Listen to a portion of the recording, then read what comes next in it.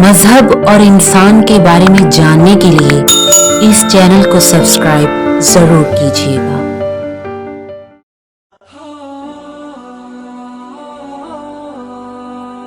عبادت گزار کامیاب ہوتا ہے یا عقل مند؟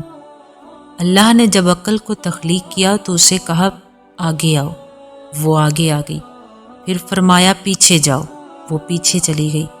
تو اللہ نے حکم دیا کہ تم نے فرما برداری کی ہے تو جہاں عقل ہوگی وہیں کامیابی ہوگی۔ حضور صلی اللہ علیہ وآلہ وسلم نے فرمایا اگر کسی شخص کی عبادت کے متعلق معلوم ہو تو پہلے یہ دیکھو کہ اس میں عقل کتنی ہے، کیونکہ بدلہ عقل کے مطابق دیا جائے گا۔ عبادت کا اپنا مقام ہے لیکن کامیاب عقل کراتی ہے، کیونکہ عقل فرما برداری سکھاتی ہے اور اللہ قربانی سے زیادہ فرما برداری کو پسند کرتا ہے۔